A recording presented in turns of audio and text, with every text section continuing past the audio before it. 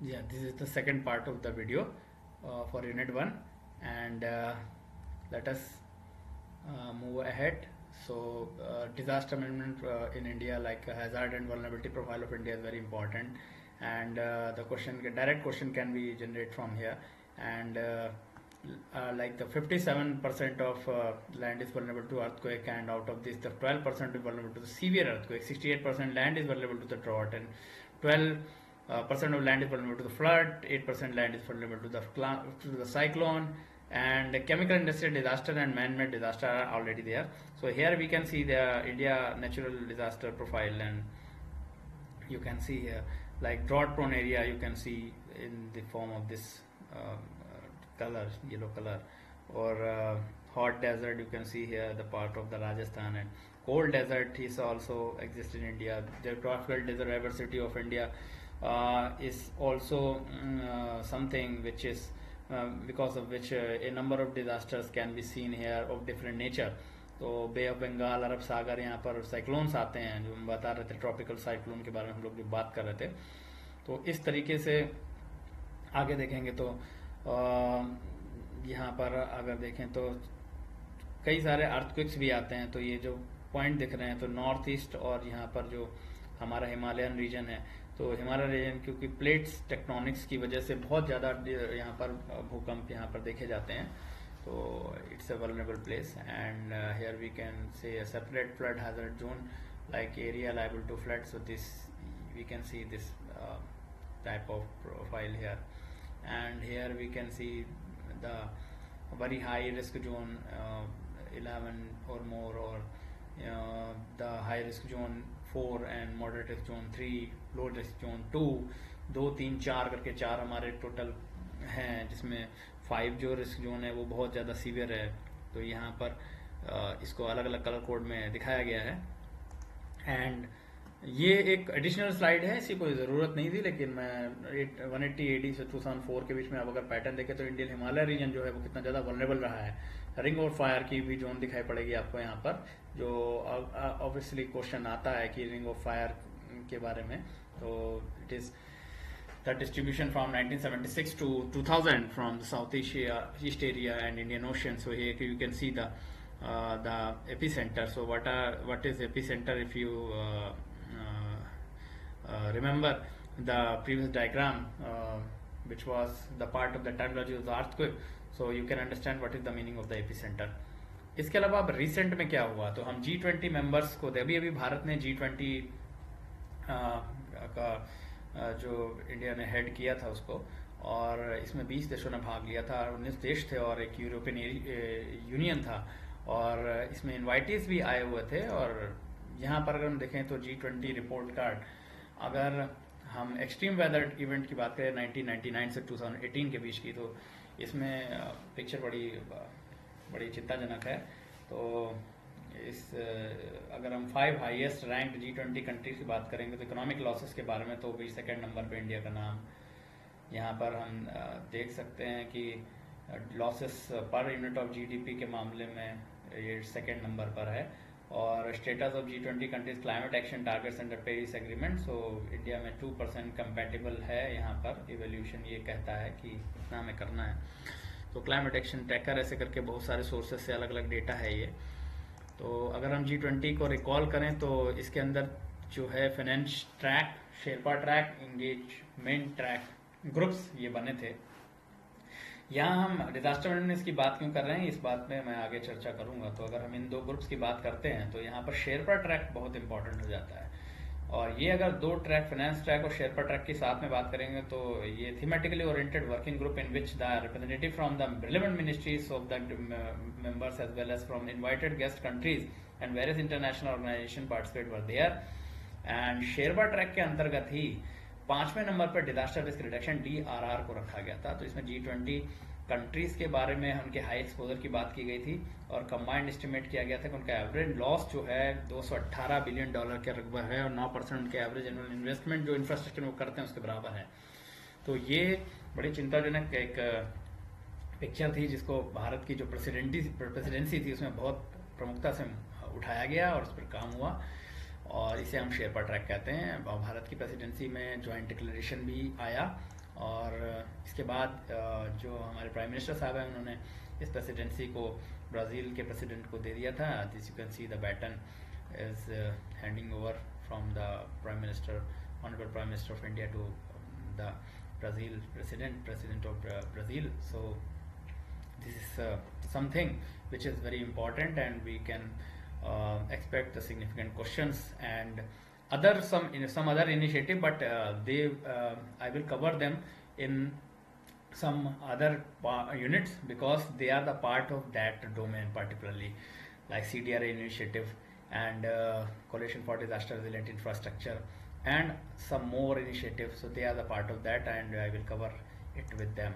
And here we can see the unit 2, the research methodology and disaster management. अब ये एक second unit जो है वो पूरी की पूरी रिसर्च को दी गई है, डेडिकेट की गई है। अब ये कैसे पढ़ी जाए, क्योंकि ये जो यूनिट है इसके अंदर डिजास्टर मैनेजमेंट से स्पेसिफिक चीज़ों को डाला गया है। जैसे आपने देखा होगा कि community based participatory research CBPR और हेल्थ EDRM, तो इमरजेंसी डिजास्टर रिस्क मैनेजमेंट करके होता है ये।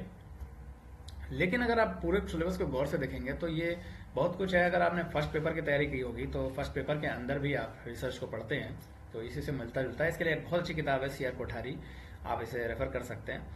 और भी कई सारी किताबें आती हैं, बहुत स्टैंडर्ड बुक्स मौजूद हैं, वो रेफर कर सकते हैं। लेकिन क्योंकि टाइम बहुत शॉर्ट है, हमको अभी केवल उतना पढ़ना है जितने हमारा जो ऑब्जेक्टिव है वो कंप्लीट हो जाए। Otherwise it is a vast domain, it is like ocean, जितना ज़्यादा इसको एक्सप्लोर कर सकते हैं।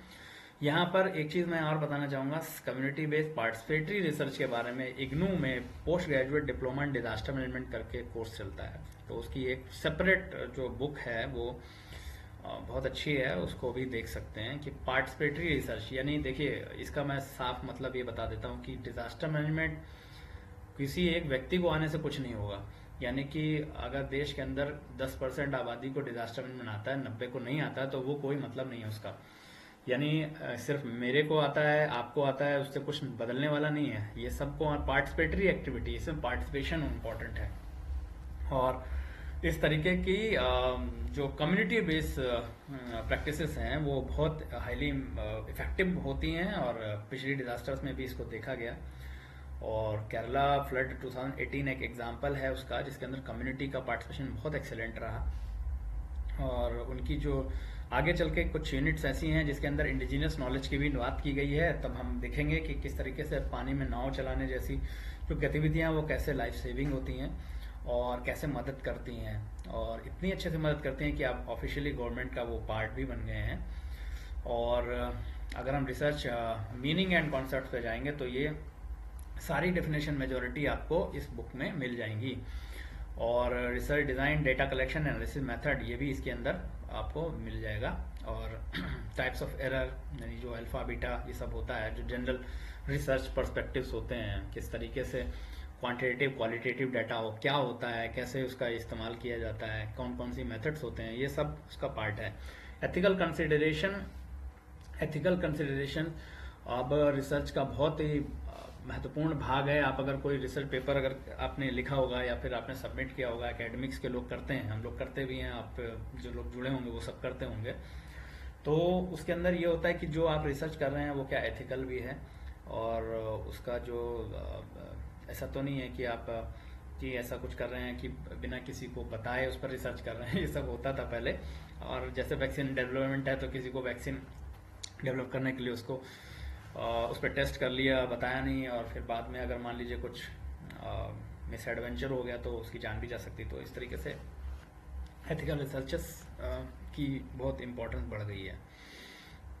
ये सब इस बुक में आपको मिल जाएंगे। और प्राइवेसी कंसर्न, ये एथिकल कंसिडरेशन बहुत इंपॉर्टेंट इशू है, तो इस पर क्वेश्चन जनरेट ज़्यादा हो सकते हैं। देखने के लिए बड़ा वो है कि जैसे मान लीजिए, मैं इसलिए बार बार कह रहा हूँ इस चीज़ को, क्योंकि कोई डिज़ास्टर केवल पढ़ने का विषय नहीं है ना, तो इस तरीके का है कि आपने उसे स्टडी कर लिया और कोई सब्जेक्ट है वो लोगों के सेंटिमेंट से जुड़ा होता है। लोगों की जान जाती है तो उनकी फैमिली मेम्बर्स के सेंटिमेंट्स जुड़े होते हैं, और आप अगर उस पर रिसर्च कर रहे हैं तो अगर आप केवल रिसर्चर पर्सपेक्टिव से लेकर जाएंगे तो हो सकता है कि कुछ ऐसा हो जाए जिससे एथिकल ना माना जाए, जिसकी वजह से वो रिसर्च एथिकल नहीं हो। तो लोग डेटा कलेक्शन के लिए कई चीज़ें करते हैं, तो वो एथिकल होनी चाहिए। डिज़ास्टर रिसर्च हमारा जो है, इसके अंदर जो मैंने अभी बताया, इस बुक को आप रेफ़र कर सकते हैं, अच्छी बुक है, जो इग्नू में पार्टिसिपेटरी अप्रोच एक्टिविटीज़ के बारे में है। और disaster risk management related to the health important इसलिए क्योंकि सार्स, एंथ्रेक्स और इबोला एंड अभी कोविड-19, इन सब की वजह से बहुत ज़्यादा इसका वो है कि एथिकल डिलेमास, देखिए लास्ट में भी लिखा है इन्होंने, ethics and ethical dilemmas in disaster. तो ये बहुत इम्पॉर्टेंट टॉपिक है, मैं भी इसे दिखा रहा था आपको, तो यहाँ पर भी आ गया ये। और geographical methods of disaster research and concept computational method of disaster research. तो ये बहुत स्पेसिफाइड एरिया है, शायद इसी वजह से इन्होंने इसे डिजास्टर मैनेजमेंट की यूजीसी नेट के पेपर में इंक्लूड भी किया है। तो अगर इस तरीके की अगर थॉट प्रोसेस इसके सिलेबस सेटर्स के माइंड में है, तो जाहिर सी बात है इससे क्वेश्चन ज़्यादा बढ़ सकते हैं। You can refer. So with this words I would like to thank you all, and we will meet in the next video with Unit 3 and Unit 4 together. And meanwhile, you can go through with all the question which all the probable question, or all the important areas which I identify here. And if you wish to learn more, you can take the screenshot, and I will share the URL and all the material which is available to me on the WhatsApp group. You can go through with that. With this word, I would like to thanks again, and we will meet in the next video. Thank you.